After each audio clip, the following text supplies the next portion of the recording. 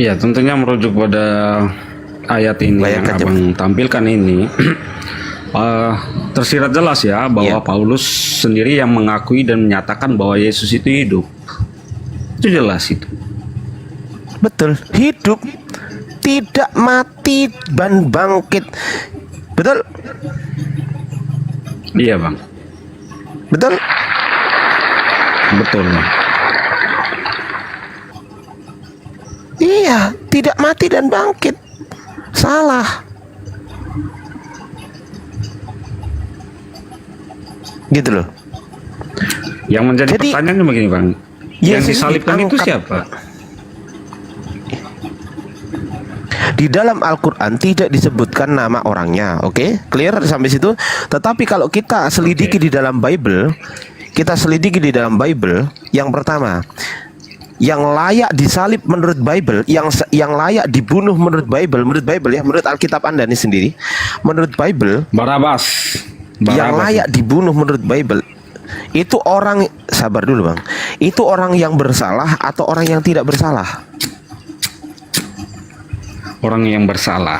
Coba. Orang yang bersalah. Yesus orang bersalah bukan? Enggak. Layak nggak disalib? Enggak layak. Nggak layak. Berarti bukan Yesus yang disalib. Selesai. Dinda Natali kalau mau masuk silakan Dinda. Iya, iya. Tapi udah jelas sih kan dari Bang Bukan Adi, Yudas. Jadi pada waktu hari itu mereka diadili itu bukan Yudas. Jadi ada Bentar. dua orang.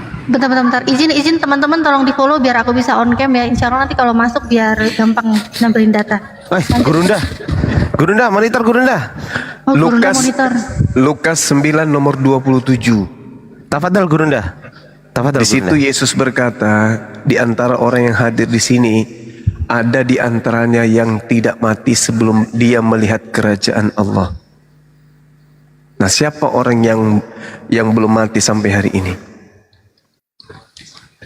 Itu perkataan Yesus Siang, sendiri. Bang Suma. Ya, siang, saudara Prof. Sesungguhnya di antara orang yang hadir di sini ada yang tidak akan mati sebelum mereka melihat kerajaan Allah. Kerajaan Allah apa sudah datang? Belum. Orang-orang yang hadir pada saat itu apa masih ada yang hidup? Masih. Siapa? Yesus. Berarti Yesus sampai hari ini belum mati? Yes. Murid-muridnya sudah mati belum? Sudah. Satu-satunya orang yang masih hidup hari ini siapa? Yesus. Di mana dalilnya Yesus masih hidup hari ini? Mazmur 91 dengar nomor 16. Kok bisa larinya ke Mazmur? Yes. Karena Mazmur 91 ini indikasinya dibawa oleh Matius. Di mana Bang Suma? Matius 4. Kenapa bisa di situ? Ya, iblis mencoba Yesus. Kata Yesus, kata iblis, "Hei Yesus, ya paman, jika engkau betul adalah utusan Tuhan yang maha tinggi, jatuhkan dirimu ke bawah. Sebab ada tertulis tentang engkau di Mazmur 91 bahwa malaikat akan diutus oleh Elohim untuk menantang engkau di tangannya agar kakimu tidak terantuk kepada batu." Iblis aja nggak berhasil mencoba Yesus, apalagi hanya Yudas, apalagi hanya tentara Romawi, apalagi hanya imam kepala mahkamah agama. Iblis loh, iblis tak berhasil. Makanya Yesus mengatakan di dalam Yohanes 14:30, "Aku memang harus pergi sebab penguasa dunia itu telah datang, dan penguasa dunia itu adalah iblis, dan iblis tidak sedikit pun berkuasa atas diriku." Berarti yang dipelonco, yang ditampar, yang diseret, yang ditonjok, yang ditelanjangin, yang ditombak itu Yesus atau bukan? Bukan. Karena iblis tidak berkuasa sedikit pun atas diriku, kata Yesus. Berarti bukan aku yang disalib. Berarti yang terkutuk di atas pohon itu bukan aku. Itu jelas itu. Mazmur 91 di data nomor 16-nya apa kata Tuhan?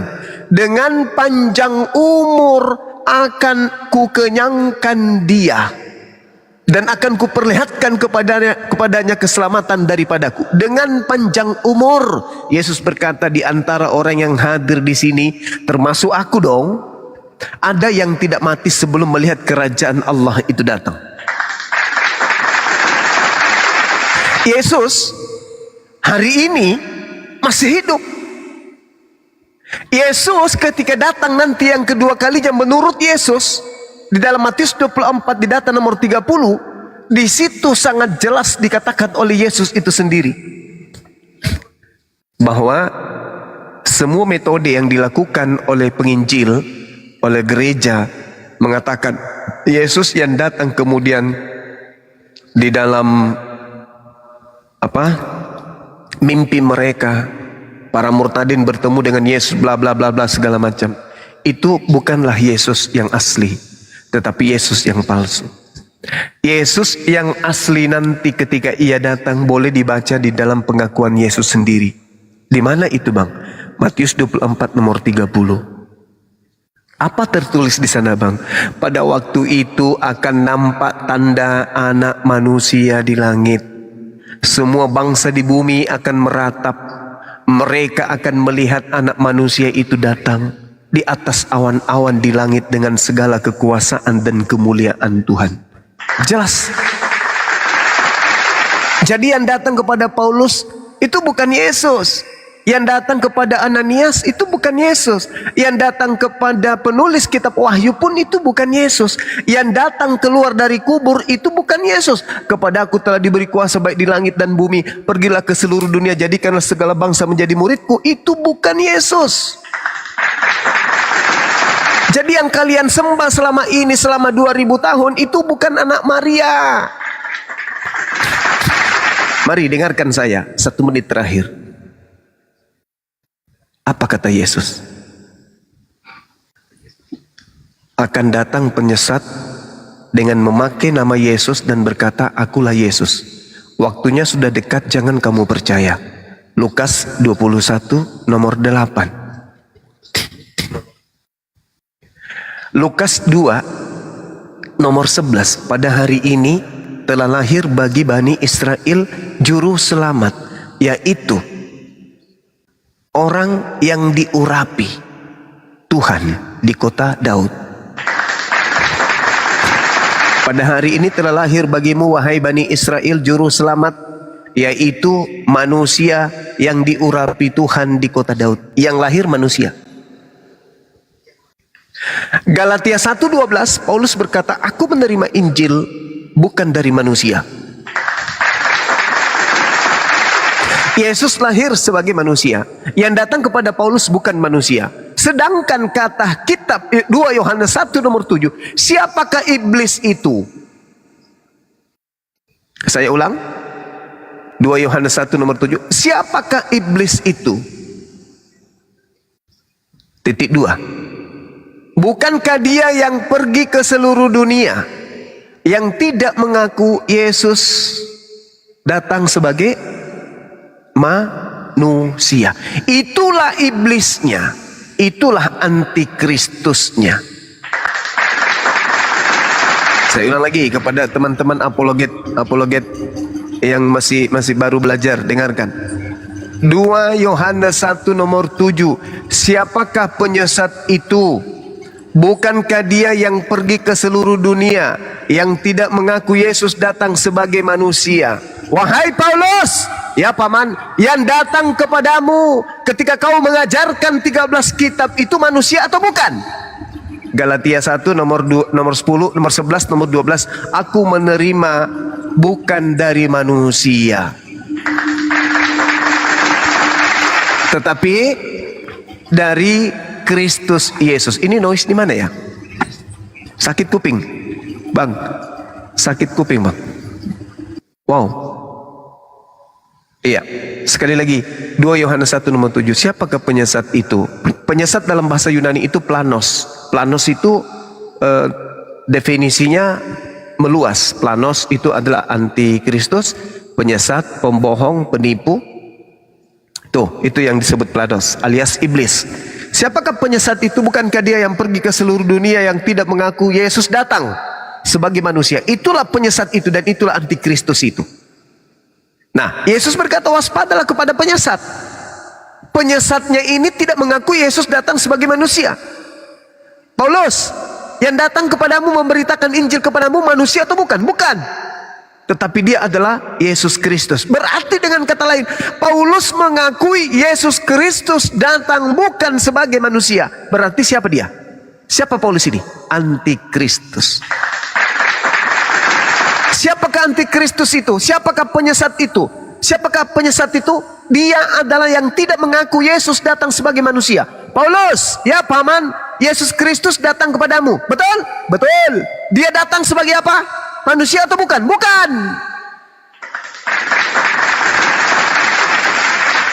Terjawab enggak? Terjawab.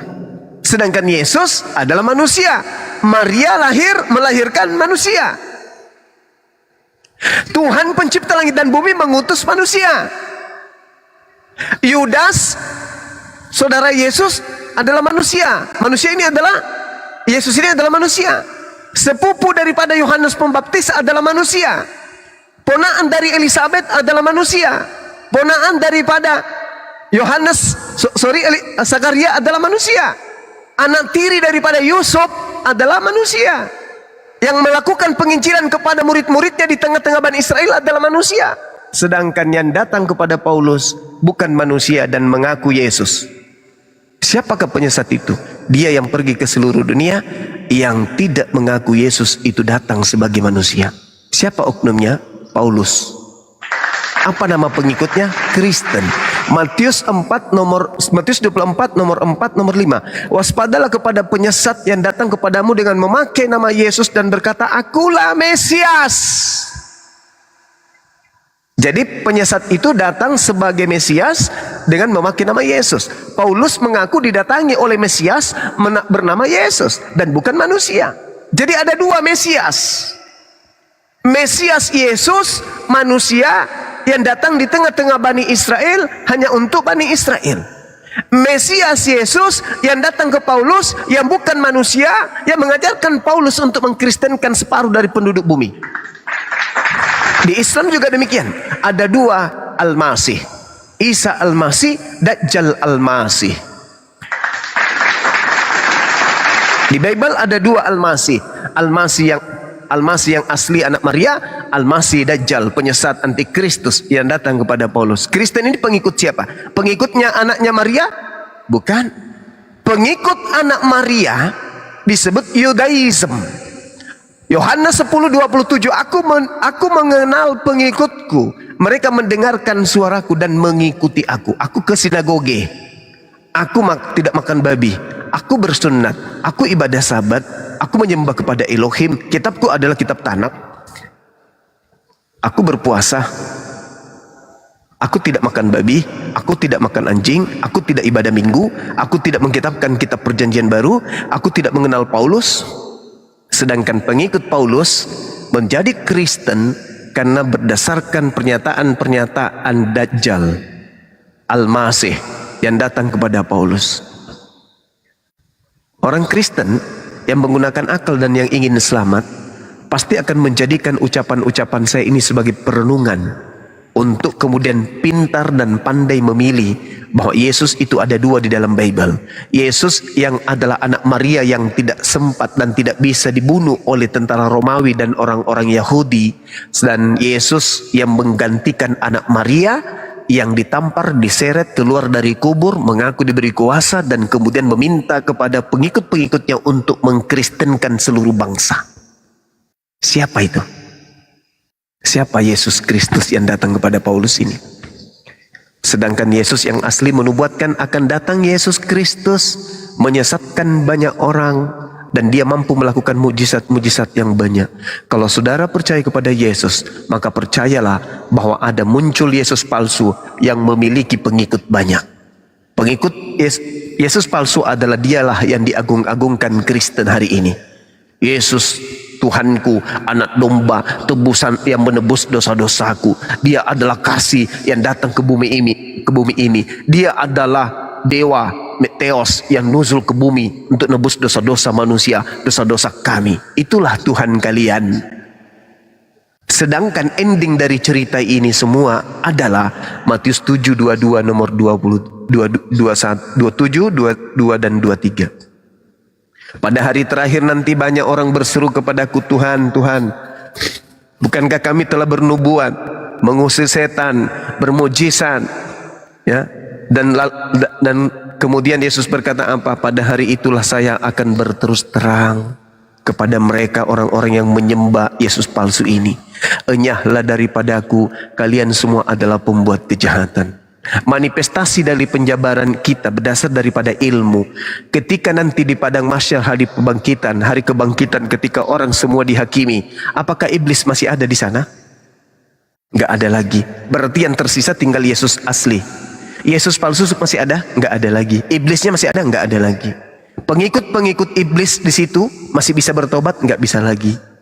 Karena udah terlanjur mereka digiring mati dalam keadaan menyembah kepada Yesus palsu. Ketika kemudian mereka bersungut-sungut memohon, Yesus, bukankah kami bernubuat dulunya pakai namamu, bermujizat pakai namamu, mengusir setan pakai namamu juga? Yesus yang asli mengatakan apa? Enyahlah daripadaku, kalian semua adalah pembuat kejahatan. Aku tidak mengenal kalian. Loh, kok bisa kayak gitu? Jadi yang selama ini Kristen sembah siapa dong? Bukan aku. Lalu siapa? Ya, yang datang kepada kalian yang kalian sebut Roh Kudus. Dia yang mengajarkan kalian menyembah oknum yang bernama Yesus kan? Ya. Tapi yang kau sembah bukan aku. Karena aku ini nabi, aku ini rasul, aku diutus hanya kepada domba yang sesat dari umat Israel. Sedangkan orang yang sesama denganku aja aku sebut Gog. Kalau dia di luar Yahudi, apalagi di dalamnya apalagi kalian. Matius 10 nomor 5 nomor 6, aku berpesan kepada ke-12 muridku agar jangan ke bangsa lain atau ke bangsa orang Samaria, tetapi pergilah saja kepada bangsa di mana muridku itu tinggal, yaitu umat Israel. Itu dalil. Jadi yang saudara-saudara Kristen sembah hari ini itu bukan anak Maria, Bu. Makanya saudara-saudara Kristen saya yang saya sudah mualafkan ketemu saya sampai hari ini ya, mereka mencium tangan saya, mereka memeluk saya, mereka menangis. Berterima kasih Bang, betapa saya jauh selama ini dari Tuhan. Begitu bertemu dengan Bang Suma, meskipun awalnya benci, kesal, tapi demi keselamatan saya, Bang Suma rela menghadapi itu semua. Aku telah menemukan kebenaran sejati. Indah bersujud kepada Tuhannya Yesus, Bang. Dulu aku ke gereja, aku gelisah. Di gereja aku tak ada ketenangan. Karena aku menyebut-nyebut anak orang untuk aku sembah. Padahal di dalam Bible yang saya tenteng itu tak ada. Aku ke gereja, tentang gereja tidak disebutkan dalam Bibelku. Aku ibadah minggu, tentang ibadah minggu tidak disebutkan di dalam Bibelku. Aku menyembah Yesus, tidak ada perintah penyembahan Yesus dalam Bibelku. Semua yang aku lakukan sebelum mengenal Bang Suma adalah satu prosesi keagamaan yang justru bertentangan dengan kitab yang saya pegang. Makasih Bang Suma, I love you full. Semoga Bang Suma panjang umur dan sehat selalu. Amin. Itu Bang. Itu yang saya uraikan. Karena kenapa? Coba Anda lihat di dalam Yohanes 16:14. Apabila roh kebenaran itu datang, dia akan memuliakan aku. Di mana rumah ibadah Yesus dimuliakan? Di gereja atau di masjid? Di gereja Bang, ada yang disebut tiang palang. Ada yang disebut salib, tempat eksekusi yang diperuntukkan untuk makhluk yang dikutuk oleh Tuhan. Salib ini tempat pembantaian terhadap orang-orang yang dikutuk oleh Tuhan, tapi dijadikan sebagai satu simbol kemenangan oleh orang-orang Kristen. Padahal salib ini adalah hukuman bagi orang yang terkutuk. Ulangan 21 nomor 22-23. Jika engkau menemukan orang yang melakukan dosa yang sepadan dengan hukuman mati, lalu kau hukum dia, jangan kau biarkan mayatnya semalam-malaman di atas tiang. Sebab orang yang dikutuki Tuhan, mayatnya pun diharamkan untuk menyentuh tanah yang diberikan Tuhanmu untuk engkau wariskan. Begitu juga di dalam Al-Quranul Karim, dengan jelas diterangkan kemudian dalam surah Al-Ma'idah ayat 33, bahwasanya orang yang dikutuk oleh Tuhan itulah yang disalib. Innama jazaa'ul ladina yuharibuna Allah wa rasulahu wa yas'auna fil ardi fasadan an yuqattalu aw yusallabu. Orang yang disalib adalah orang yang membenci pencipta langit dan bumi. Orang yang disalib adalah orang yang memusuhi Nabi Isa alaihi salam. Orang yang disalib adalah orang yang membuat kerusakan terhadap manusia di atas muka bumi. Bahkan Paulus meneguhkan, Galatia 3 nomor 13, Kristus Mesias palsu. Tuh, tidak disebut di situ Yesus Al-Masih atau Yesus anak Maria, tapi disebut Kristus. Kata Yesus, waspadalah kepada Kristus palsu.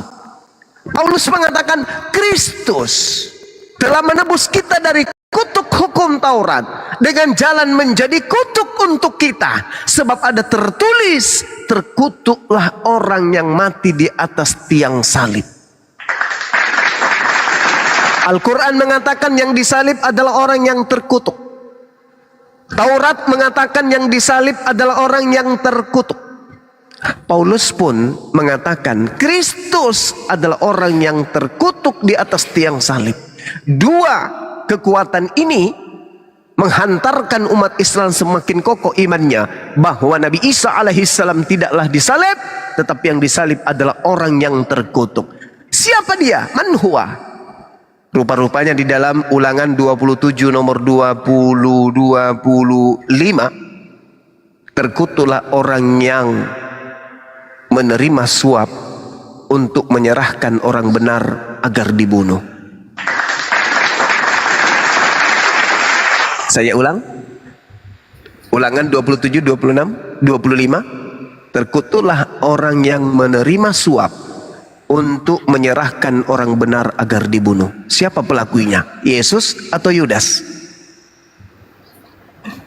Subhanallah. Ya, saya kira begitu saudaraku ya, bahwa Nabi Isa yang adalah Iso, yang adalah Yesua Hamasia, itu tidak mungkin dibunuh oleh orang-orang kafir, tapi yang dibunuhnya adalah bagian dari mereka sendiri, sehingga Allah mengatakan wa makaru wa makarallahu wallahu khairul makirin. Inna kaida syaitan kana daif. Sesungguhnya tipu daya iblis itu lemah, dan yang membuatnya kuat adalah saudara-saudaranya, yaitu orang-orang kafir. Kalau Anda sudah menggunakan akal, Anda menggunakan hati, berarti Allah telah memberikan sinar kepada hati dan pikiran saudara.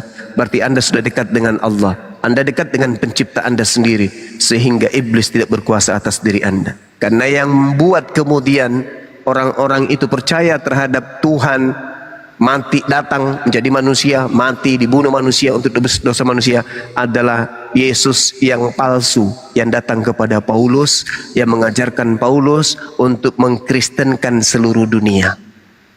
Ingat Lukas 4, ketika Yesus dicobai, apa kata iblis?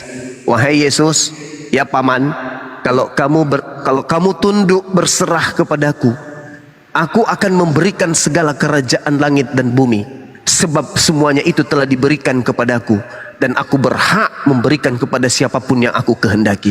Tapi Yesus adalah orang yang soleh, Yesus orang yang suci, Yesus adalah hamba yang kemudian taat menekuni perintah-perintah Tuhan, sehingga iblis tak berhasil.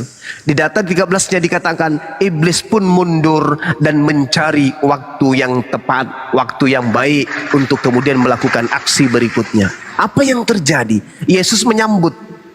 Apa kata Yesus? Angkatan jahat dan angkatan tidak setia ini, orang-orang Farisi ini minta satu tanda, dan tidak akan diberikan tanda kepada angkatan jahat, melainkan 3 hari 3 malam di dalam kubur.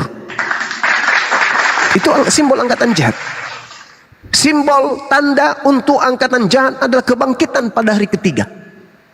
Berarti siapa yang percaya kebangkitan pada hari ketiga, maka dia adalah angkatan jahat. Murid-murid Yesus jangankan percaya, justru murid Yesus menganggap Yesus itu adalah hantu. Padahal sejatinya yang datang kemudian memperlihatkan diri kepada murid Yesus itu sebenarnya sudah bukan Yesus lagi. Itu adalah orang yang diserupakan dengan Yesus. Apa buktinya? Baca Markus 16 nomor 12. Apa kata pengarang Markus? Yesus kemudian menampakkan diri kepada mereka dengan dalam rupa yang lain. Dari mana pengarang Markus tahu kalau itu adalah Yesus dalam rupa yang lain? Nah ini jelas nih. Begitu juga di dalam Matius 28. Kepada aku telah diberi kuasa, baik di langit maupun di bumi. Pergilah ke seluruh dunia, jadikanlah seluruh bangsa menjadi pengikutku. Itu bukan Yesus. Itu bukan Yesus. Karena Yesus yang asli berkata dalam Matius 15 nomor 24. Sesungguhnya aku diutus hanya kepada domba yang sesat dari umat Israel. Itu ucapan Yesus yang asli. Sedangkan Yesus yang palsu, pergilah, jadikanlah seluruh bangsa menjadi pengikutku. Ini siapa ini? Yang menginginkan anak keturunan Adam menjadi pengikutnya. Ini siapa? Iblis. Makanya tidak sinkron. Ini, sorry, kepanjangan. Tidak apa-apa. 30 detik. Ini tidak sinkron. Apa Kristen itu? Kristen adalah pengikut Yesus. Mari kita lihat, benarkah Kristen ini pengikut Yesus? Apa yang Kristen ikuti dari Yesus? Yesus bukan Kristen. Yesus bukan Kristen. Dengan Yesus bukan Kristen, berarti Kristen ini bukan ajaran Yesus. Dengan Kristen ini bukan ajaran Yesus, maka orang-orang yang mengatakan dirinya sebagai pengikut Yesus, sesungguhnya mereka adalah serigala yang nyamar domba. Demikian.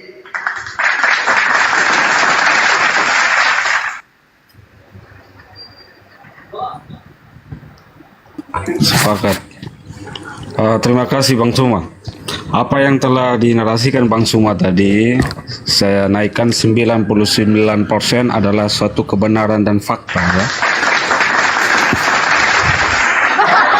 Karena merujuk pada prinsip di dalam memahami Bible dengan sesuai dengan ilmu hermeneutika, apa yang dinarasikan itu saya tidak bisa membantah satupun.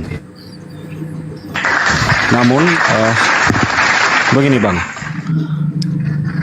mungkin lebih lanjutnya nanti saya mohon izin host, saya sering nongkrong di sini biar kita saling sharing dan dapat suatu pencerahan ataupun pengetahuan seperti ini. Saya mengakui apa yang dinarasikan Bang Suma itu tidak bisa saya bantah, dan keilmuan dari manapun tidak bisa dibantah. Itu benar semuanya. Subhanallah, Masya Allah. Tinggal 10% berarti Bang. Perpuluhan aja kayaknya yang nyangkut. Iya Bang. Insya Allah Bang Prof. Artinya di sini nanti ada dibantu sama gerunda-gerunda seperti Pak Angon. Dari tadi saya bolak-balik nih Bang. Iya, Bang iya, Host, dari tadi Bang Suma sementara narasi kan saya bolak-balik semua ini buku-buku yang saya pelajari. Ini saya mau bantah dengan pakai yang mana ini? Saya tidak bisa mampu lagi bantah. Karena memang apa yang dikatakan ini benar. Sesuatu yang benar, kita wajib mengatakan bahwa itu benar. Kita mau bantah pakai dalil apa? Apakah kita pakai doktrin? Mau bantah apa yang ini? Nanti nggak nyambung kalau kita bantah pakai doktrin. Dan ini suatu kebenaran. Allahu Akbar, Masya Allah. Saudara Prof ini dari Katolik? Iya Bang. Allahu Akbar. Ya, lanjut. Insya Allah ya. Akhi Buddha Angon, Assalamualaikum warahmatullahi wabarakatuh. Ini mau lanjutkan ini, saya mau bantah dalam ruang diskusi ini, saya mau bantah pakai apa ini yang lagi saya pikir ini. Assalamualaikum warahmatullahi wabarakatuh. Waalaikumsalam warahmatullahi wabarakatuh. Iya, akhi. Assalamualaikum warahmatullahi wabarakatuh. Bang Beni juga ada. Waalaikumsalam warahmatullahi wabarakatuh. Begini Bang Suma, paling saya bisa bantah dengan doktrin Bang. Dan Silakan. apa yang Abang narasikan itu paling saya bantah soal doktrin. Kalau berbicara soal doktrin berarti sesuatu yang tidak subjektif dan sesuatu yang pastinya akan fata morgana dan absurd. Tentu Iya, tidak akan betul. ketemu Bang. Iya. Benar. Paling kalau saya mau bantah paling andalan saya doktrin dan dogma aja ini. Nggak bisa secara apa itu. Ini yang saya takutkan di situ. Sehingga saya katakan dari awal bahwa saya tidak bisa bantah. Begitu Pak. Allahu Akbar. Masya Allah. Iya, kalau doktrin dan dogma itu adalah seibarat gini. Seibarat sapi dimasukkan ke dalam kandang. Lalu dikumpulkan orang-orang. Kumpul, semua kumpul. Nah, berkumpullah 10 orang di sana. Lalu disampaikan kepada mereka, maukah kalian melihat manusia paling ganteng di era 2024? Orang-orang 10 ini akan mengatakan, ya mau. Dibukalah kandang itu. Strak, diperlihatkan seekor sapi. Ketika orang itu berkata, itu sapi. Orang. Harus orang. Harus orang. Ya, orang ya? Oh iya Pak, orang Pak, orang. Berani nggak kalian mengatakan dia sapi? Enggak Bang, enggak. Dia adalah orang. Itu doktrin. Tak boleh kemudian orang itu keluar dari dogma dan doktrin tersebut. Apapun yang terjadi. Meskipun ketika orangnya disuruh berbicara, wahai kau si orang, coba kau berkata memanggil kekasihmu. Lalu yang mendoktrin mengatakan apa? Hei kamu sudah mendengarkan dia berbicara bukan? Iya paman, apa yang dia mengatakannya? Aku mencintaimu. Bagus, tepuk tangan. Hebat, kalian hebat. Bagus, bagus, bagus. Orang ini cantik kan? Ya paman, cantik banget. Bibirnya besar, lidahnya panjang, kupingnya unik. Itu doktrin. Tidak boleh ada yang mengganggu gugat itu. Beginilah yang dialami oleh saudara-saudara kita di Kristen. Ini yang dialami. Hai saudara-saudaraku, ya paman, yang dilahirkan Maria Tuhan atau manusia? Manusia bang. Kenapa kau tuhankan? Karena pada dalam dirinya ada keilahian bang. Hei saudara-saudaraku, ya paman, kenapa kau mengatakan seekor sapi ini adalah orang? Betul kau katakan ini orang? Ya betul. Tapi kok kelihatannya sapi? Ya itu penampakan luarnya. Tapi pada dasarnya ada sisi kemanusiaan pada dirinya. Maksudnya buktinya dia duduk, pipis, kencing, makan. Oh iya betul juga. Sesama pendogma-pendoktrin yang suka mengenyam kemudian hal-hal yang khurafat, halusinasi, angan-angan, maka mereka akan mengatakan iya. Jangan kau pernah belajar ke Bang Suma. Bahaya. Bang Suma itu penyesat. Dia lebih cinta kepada dogma dan doktrin. Yang dilahirkan Maria, manusia atau bukan? Bukan. Bahkan ada yang berani mengatakan Yesus lebih tua daripada ibunya. Bahkan pernah saya berdialog dengan seorang Kristen. Tua mana Maria dengan Yesus? Jawabannya lebih tua Yesus. Siapa yang melahirkan? Antara Maria melahirkan Yesus atau Yesus melahirkan Maria? Apa jawabannya? Yesus melahirkan Maria. Apa penyebabnya ini? Doktrin, dogma. Dan itu Paulus sudah mengatakan itu lebih dulu. Bahwa di dalam 2 Korintus 10 nomor 5, Paulusnya mengatakan bahwasanya dia menyesatkan orang dengan mematahkan dan membinasakan akal pikiran, dan ilmu Tuhan itu dilumpuhkan oleh beliau. Dikatakan dalam 2 Korintus. Apa yang dikatakan oleh dia? Kami mematahkan setiap pemikiran manusia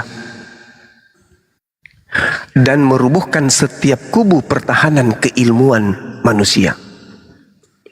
Tapi oleh penerjemah dirubah terjemahannya. Padahal kata siasat itu sebenarnya itu nggak ada. Itu adalah penyesatan, Bung. Tidak ada. Coba kita baca. Kami mematahkan setiap siasat. Itu terjemahan. Kata siasat itu terjemahan. Padahal original teksnya di situ adalah logismos. Logismos itu adalah pikiran, ilmu pengetahuan. Kami mematahkan pengetahuan. Kami mematahkan ilmu pengetahuan. Kami mematahkan pikiran manusia. Artinya, kata Yesus, Matius 23 nomor 15, celakalah engkau wahai ahli Taurat orang Farisi, engkau mentobatkan orang di luar Yerusalem, dan setelah kau jadikan dia sebagai pengikutmu, kau jadikan dia orang neraka, dan kau jadikan dia 2 kali lebih jahat daripada engkau sendiri. Kenapa orang Kristen itu 2 kali lebih jahat? Karena orang Kristen dalam konsep bertuhan, mereka mematikan akal. hasil daripada mematikan akal, Tuhan pencipta langit dan bumi ini dikatakan menjadi manusia dan mati terkutuk. Apakah ini bukan sebuah kejahatan? Hah? Mengatakan Tuhan menjadi manusia, terkutuk di atas salib, nebus dosa manusia. Ini bukan kejahatan? Nabi mana yang pernah mengajarkan itu? Bukankah kita mengetahui orang Kristen membaca Bible, bagaimana Bahteranu, bagaimana Sodom Gomora, bagaimana Nabi Musa menghanguskan dan membakar, bahkan membunuh semua orang semua makhluk yang bernapas. Jangan kau biarkan sedikit pun yang bernapas. Begitu kejamnya pencipta langit dan bumi demi untuk kebaikan makhluknya. Sodom Gomora hancur lebur, Bahteranu menenggelamkan apapun yang bernapas. Demi apa? Demi untuk meneguhkan kebenaran di atas muka bumi ini. Detik, menit, jam, hari, pekan, bulan, tahun, lahirlah Dajjal di tengah-tengah Bani Israel, justru melakukan hal yang terbalik. Tuhan yang begitu pemarah, Tuhan yang begitu pemurka, yang berkuasa kemudian menaklukkan segala-galanya, tiba-tiba dia letoy, menjadi aduhai, dia menjadi bayi, kemudian melenggak di tengah-tengah manusia, lalu ditombak, mati, ditelanjangi dan tergantung terkutuk oleh makhluknya sendiri. Astagfirullahaladzim.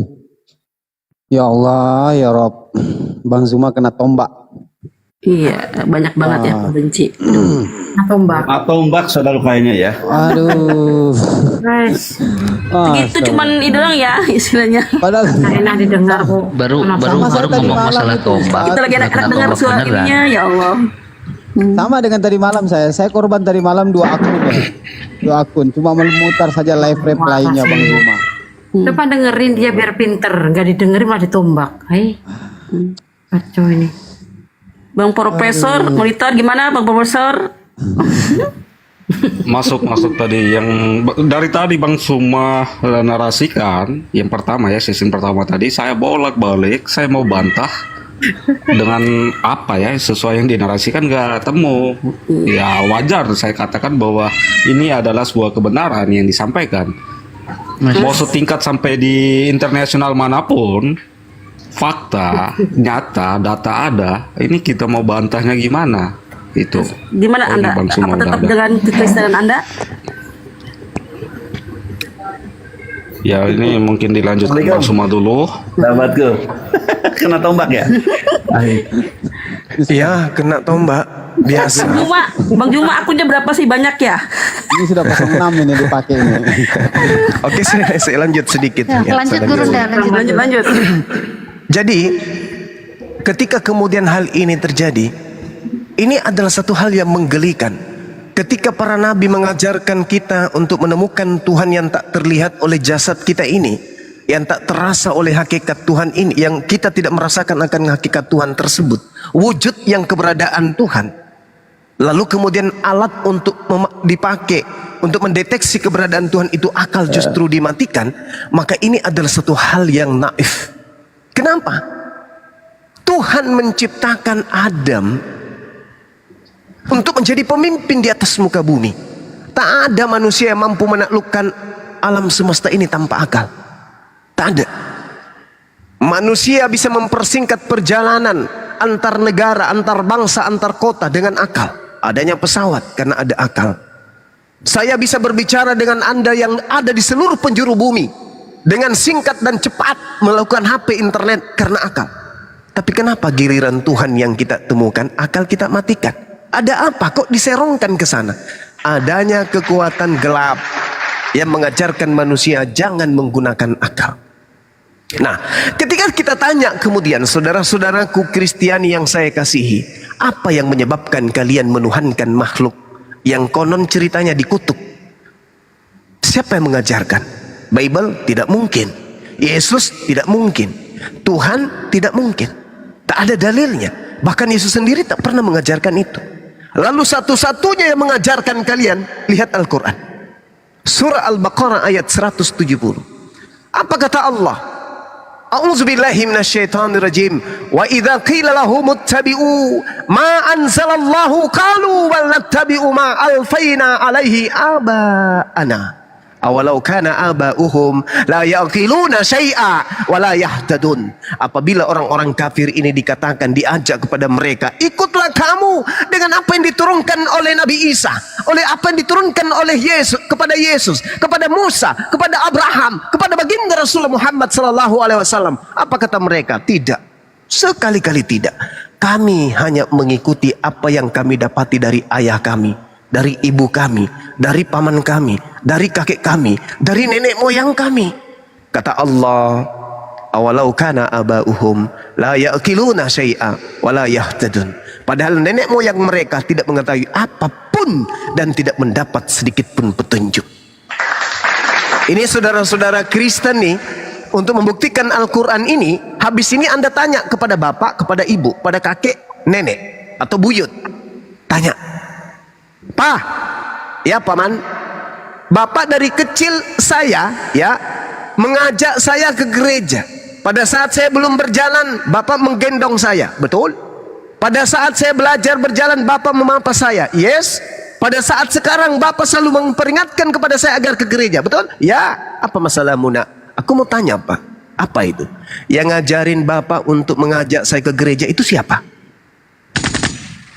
Lidah kaku, bibir keluh, kepala mumet, mata berkunang-kunang.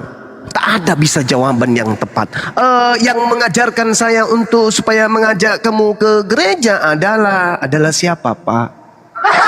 Siapa Pak? Siapa yang ngajarin Bapak ngajak anakmu yang tadinya hidup diciptakan oleh Tuhan pencipta langit dan bumi dalam keadaan fitrah suci? Kenapa giliran saya besar Bapak ajak saya ke rumah ibadah itu? Ayo Pak, jujur kepada saya. Siapa yang mengajarkan Bapak mengajarkan saya, anak yang tak tahu apa-apa, yang lemah, berdiri pun aku tak kuat, berbicara pun aku tak sanggup pada masa itu. Bapak sudah mencekoki doktrin dan dogma kepada saya, anakku, agar aku datang ke tempat itu menyembah makhluk yang bernama Yesus. Pak, jujur, yang ngajarin Bapak untuk mengajarkan saya itu siapa? Bapak bingung. Bapak bingung. Bapak nggak bisa berbuat apa-apa. Sebenarnya yang mengajarkan itu nak, aku juga hanya ikut-ikutan sama kakekmu dulu. Hei kakek, ya cu, yang ngajarin bapak saya ke gereja sopor ya? Oh itu buyutmu. Buyutmu dulu yang ngajarin. Nggak ada di Bible, nggak ada. Lalu yang ngajarin siapa? Kakekku, nenekku. Tanya lagi sampai ke atas, ujung-ujungnya larinya ke Al-Quran. Wa idza qila lahum ittabi'u ma anzalallahu qalu bal nattabi'u ma alfaina alaihi aba'ana. Kata Allah, bohong, bullshit. Nenek moyang mereka pun tak mendapatkan petunjuk. Nenek moyang mereka itu sama sekali tidak ada pengetahuan tentang hal yang mereka lakukan. Makanya hari ini strata 1, 2, 3, 4, 5, 6 sampai kapanpun, bahkan didatangkan sarjana teologi dari neraka sekalipun, kalau ditanya siapa yang mengajarkan kalian menyembah Yesus, apa jawaban mereka? Yang minta disembah adalah iblis. Oke. Yang minta disembah adalah iblis. Kalau yang minta disembah adalah iblis, lalu apa namanya orang yang meminta keturunannya, anak-anaknya, orang lain untuk menyembah kepada sesamanya manusia?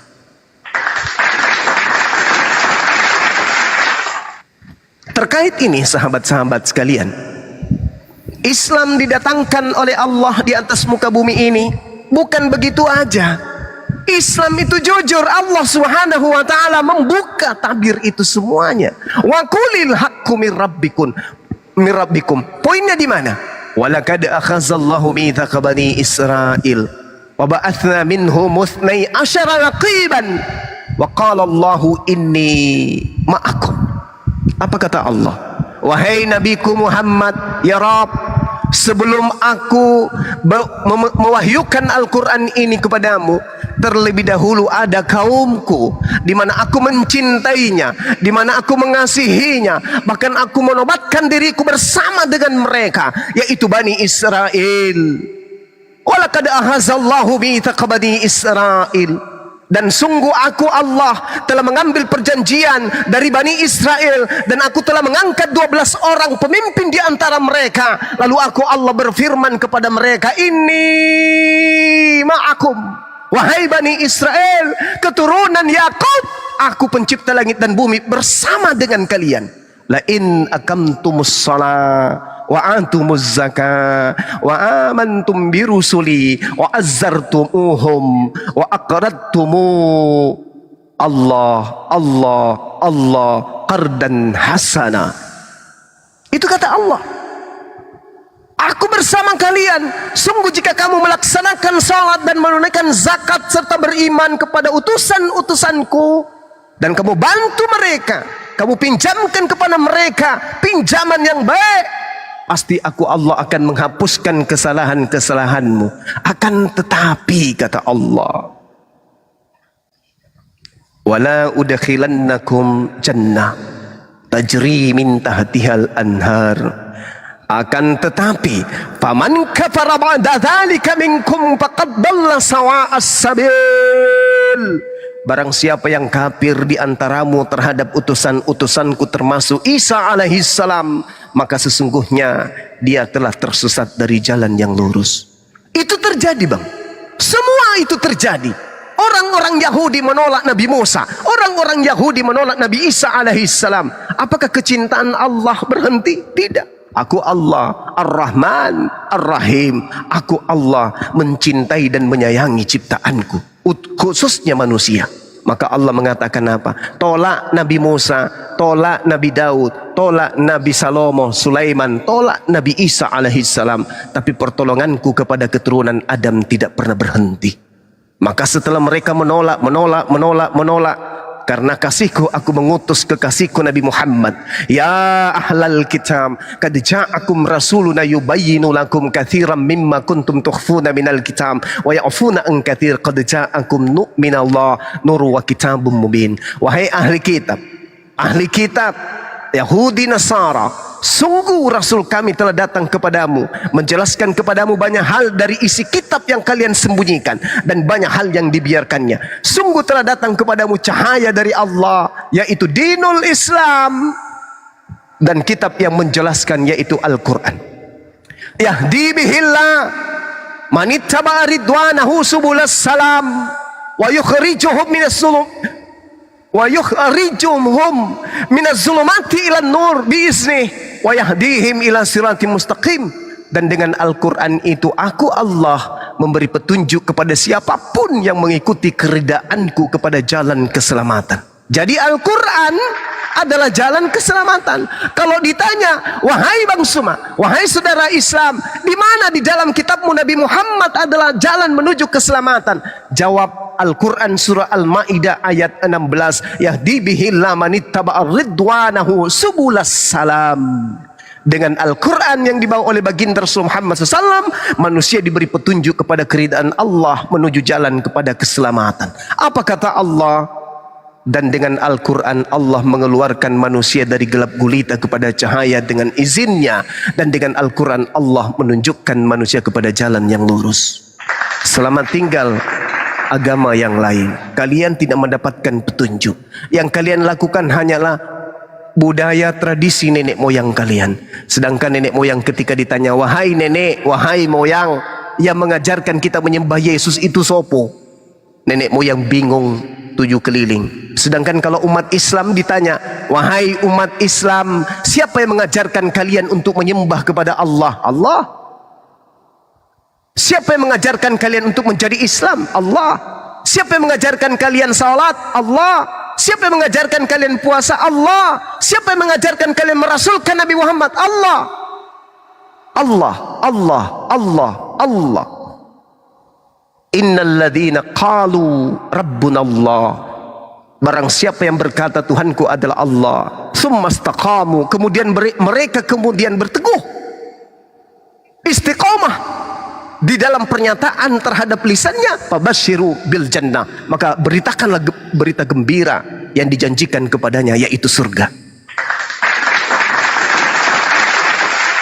Kristen boleh teriak hari ini, kami ajaran kasih. Oh yes. Kami adalah anak-anak Tuhan. Oh ya, silakan. Silakan aja. Tapi ketika kami tanya, apakah Yesus mengajarkan agama Kristen? Tidak.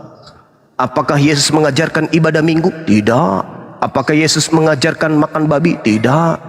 Apa Yesus mengajarkan menyembah dirinya? Tidak. Apakah Yesus mengajarkan mengimani buku-buku perjanjian baru? Tidak. Apakah Yesus mengajarkan untuk merasulkan Paulus? Tidak. Lalu apa? Apa?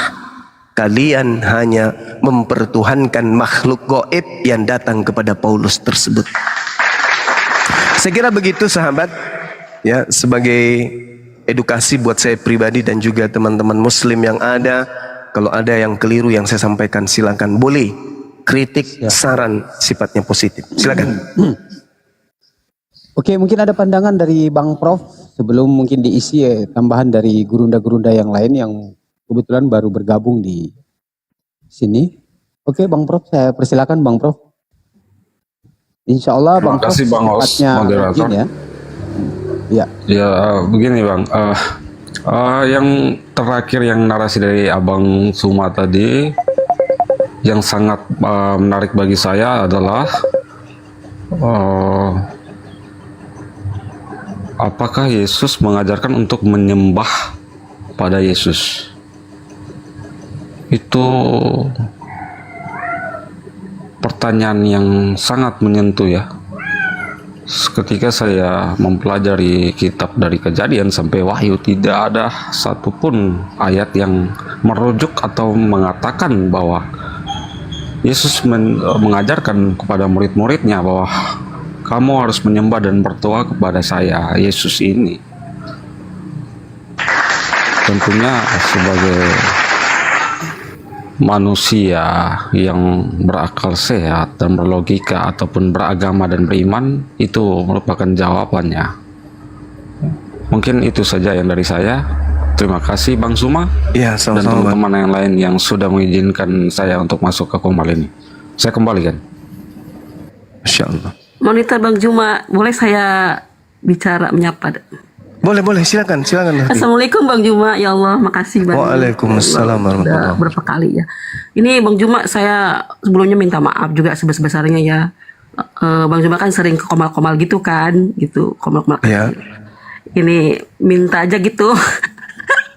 Iya, gimana? Datang silaturahmi lah ke komalnya Mr. Joker sama Persatuan Muslim lah, kapan ada waktunya, nggak apa-apa. Gitu. Ya, alhamdulillah. Saya kalau udah diminta kayak gitu baru. Kalau saya tidak diminta, saya takut ukhti.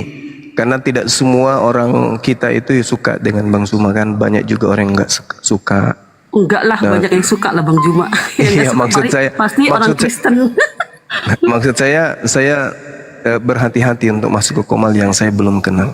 Kalau komal ini kan saya udah kenal.